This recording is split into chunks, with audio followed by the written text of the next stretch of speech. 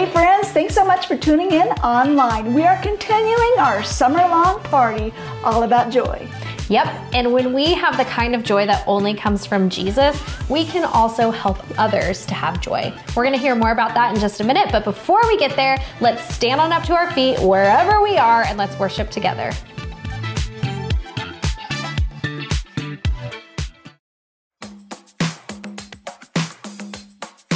I've got joy down in my soul. I'm gonna let this feeling take control. Joy down in my soul to stay, and nothing's gonna take it away. Joy down in my soul. I'm gonna let this feeling take control. Whatever comes my way, I'll be okay. 'Cause I've got joy. Oh, I've got joy. Come sunshine or rain, when things don't go my way, still my joy can stay. 'Cause you give me blessings every day. I've got joy down in my soul. I'm gonna let this feeling take control. Joy down in my soul to stay, and nothing's gonna take it away. Joy down in my soul. I'm gonna let this feeling take control. Whatever comes my way, I'll be okay. 'Cause I've got joy. Ooh, I've got joy. You fill my heart with hope. You're everywhere I go. So even if I'm feeling low, I still got this one thing, this I know. I've got joy down in my soul. I'm gonna let this feeling take control. Joy down in my soul to stay, and nothing's gonna take it away. Joy down in my soul. I'm gonna let this feeling take control. Whatever comes my way, I'll be okay. 'Cause I've got joy. Oh, I've got joy. Every new sunrise gonna fix my eyes on the one who never fails. I'm gonna make some noise 'cause you give me joy, and it's never ever going away. Every new sunrise gonna fix my eyes on the one who never fails. I'm gonna make some noise 'cause you give me joy, and it's never ever going away. Whoa, 'cause I've got joy. Ooh, I've got joy, yeah. 'Cause I've got joy. Whatever comes my way, I'll be okay. Oh, I've got joy.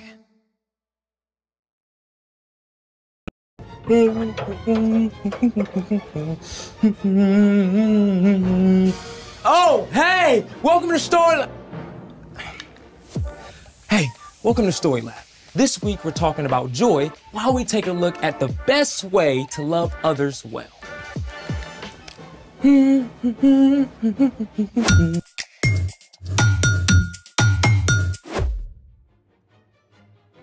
Hey, I'm Zeke. And that's Carter. And we're talking about joy, which is choosing to celebrate what God is doing. Carter. What? Oh! Hey, I'm Carter. I already said that. And we're talking about... Yep, already did that.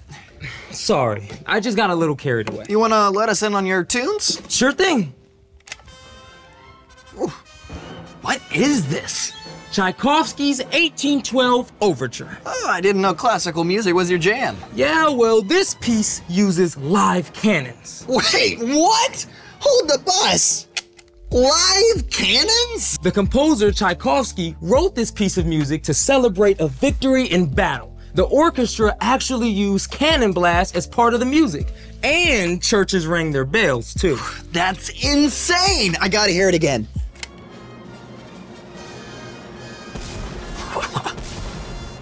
Ah. So, do orchestras still use actual cannons when they play this piece? Sometimes if it's outside, but a lot of the time they just pop a balloon or use a pre-programmed electronic drum pad. Yikes! I guess that's one way to celebrate. I've got a better way we can celebrate. I'm in. How do you feel about confetti? Positive.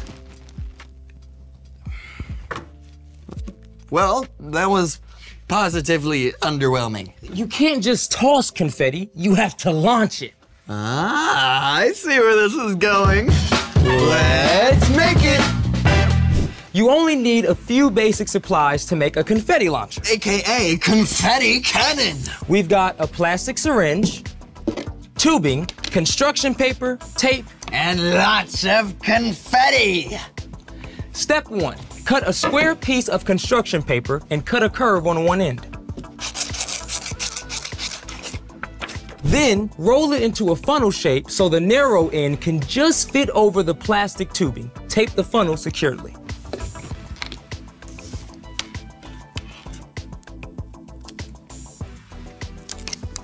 Thank you.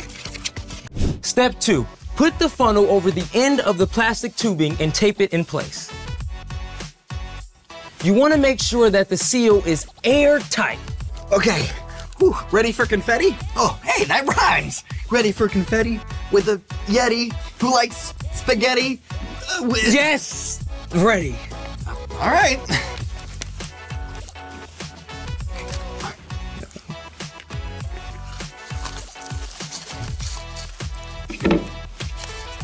Okay.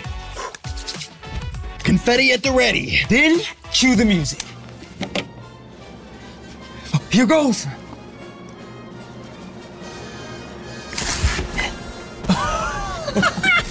That was great. That was amazing. Let's see it again.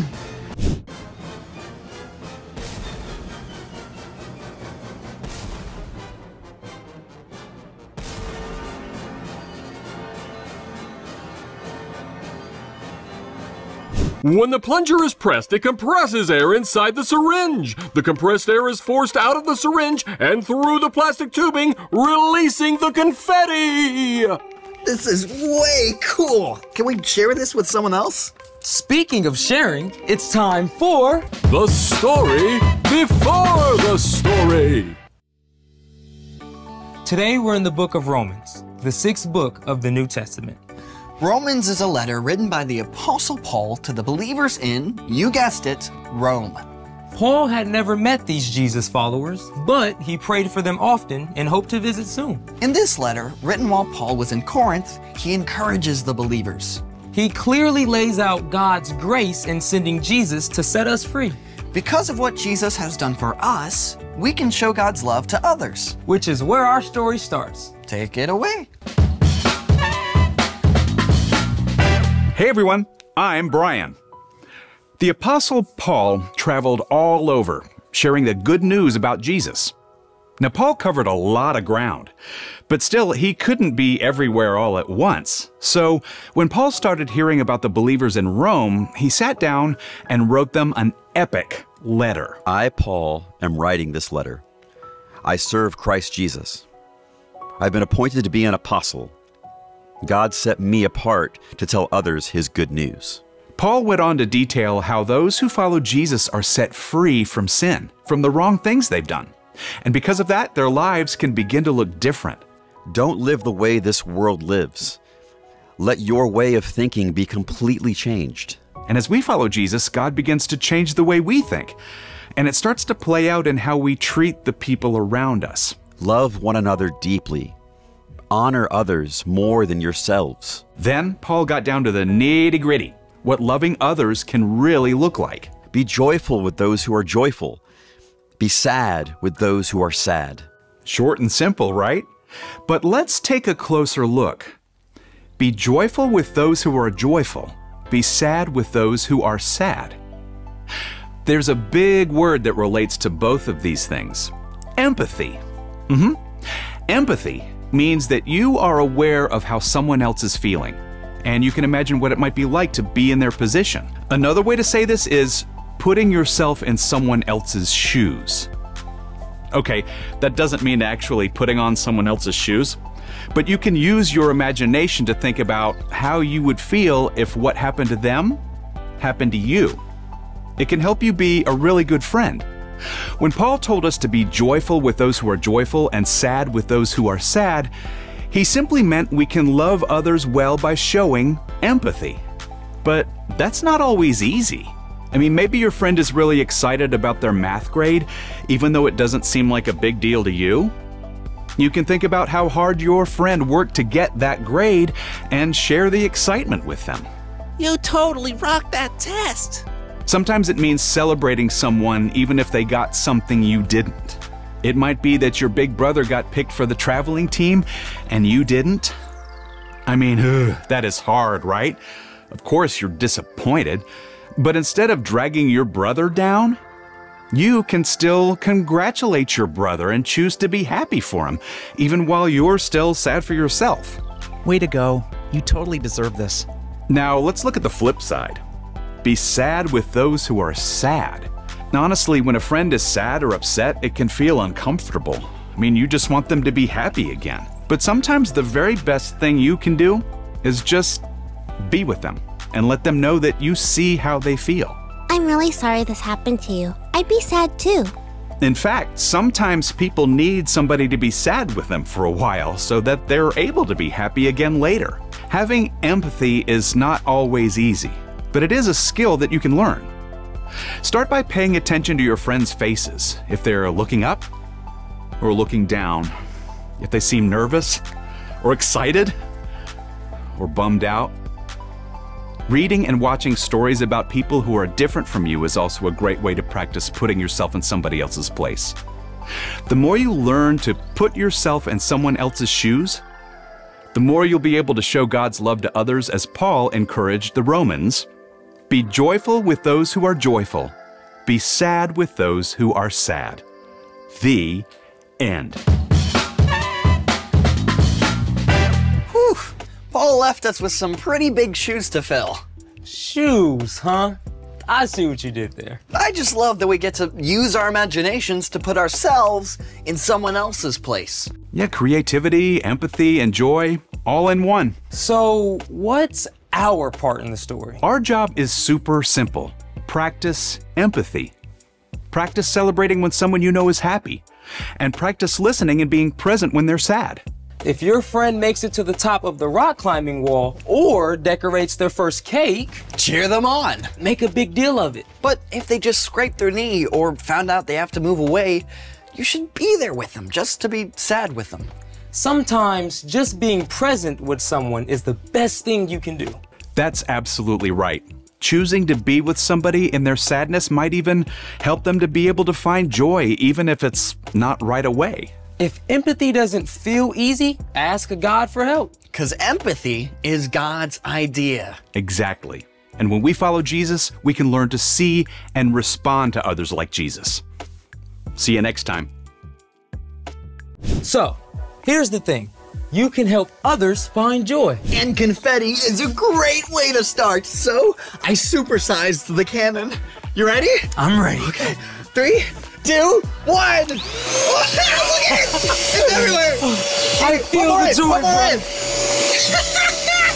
Whoa! There it goes! Oh. Look at it. Oh. Now maybe we should empathize with whoever has to clean this up. You mean like us? Oh. Right. Thanks for joining us in the Story Lab. See you next time. I got the floor.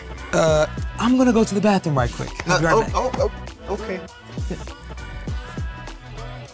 You leaving this for me to do? What'd you say? Thanks so much for joining us, friends. That's right. Keep the party going all week long and join us right back here next week for some more fun. See ya.